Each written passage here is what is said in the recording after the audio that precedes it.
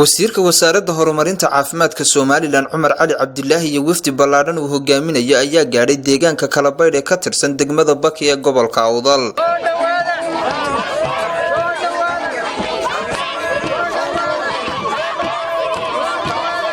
soo dhaweyn ballaaran ay u sameeyeen mas'uuliyiintani bulshada ku nool deegaankaasi kadib ayaa waxa wasiirka wasaaradda horumarinta caafimaadka Soomaaliland si rasmi ah u dhagax dhigay dhismaha xarun caafimaad oo yeelan doonto deegaanka Kalabaydh ee ka tirsan degmada Baki taasoo ay waqti badan baahi weyn u qabeen dadka deegaankaasi waxaana dhagax dhigani wasiirka ku wehelinayay maamulka degmada Baki mas'uuliyiinta wasaaradda horumarinta caafimaadka gobolka Awdal agaasimo waaxidyo ka tirsan wasaaraddaasi agaasimaha guud ee wasaaradda xanaanada xoolaha iyo horumarinta kalluumaysiga Soomaaliland xogayaha dawladda hoose degmada Boorama iyo mas'uuliyiin kale waxaana ugu horeyn hadalka qaatay gudoomiye ku-xigeenka degmada Baki Dayib Xasan Raagi Cudad iyo qaar kamid ah dadka ku nool deegaanka Kalabaydh iyagoona sheegay baahida ay u qabaan dhismahani sidoo kalena wax qabadkani uga mahadnaqay wasaaradda horumarinta caafimaadka Soomaaliland magaaladan imika oo Kalabaydh la yiraahdo imika kulmiya magaalo kulmiya baan u bixinaynaa wasiir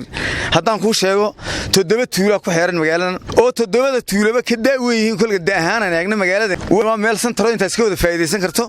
wax xuduud waxay ku taala anaga Gabiley degmada Gabiley noo dhaxaysa waxaan soo dhaweynaynaa madaxdayada wasiirka wasaaradda caafimaadka dhamaantood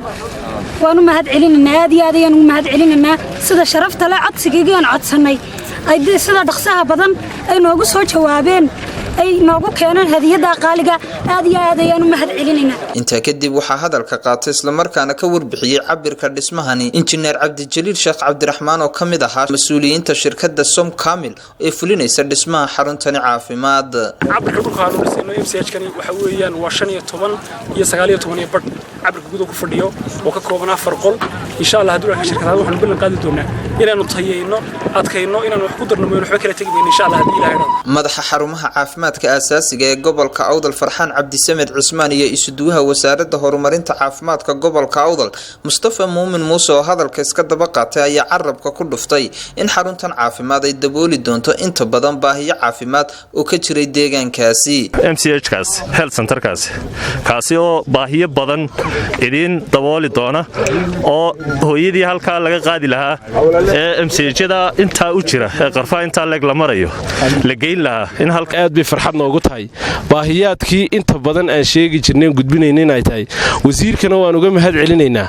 tan iyo kuwa kale oo badan oo gobolka dhibaatooyin badan naga haystay haday tahay hooyada iyo dhalaanka haday ummadda inteeda kala tahay qaybihii kala duwanaa ee adeega horumarinta caafimaadka ee bulshadeena runtii waa wax aad iyo aad loogu farxo waa goobaha ugu kolkaan eegno gobolka aadka runtii u dheeraa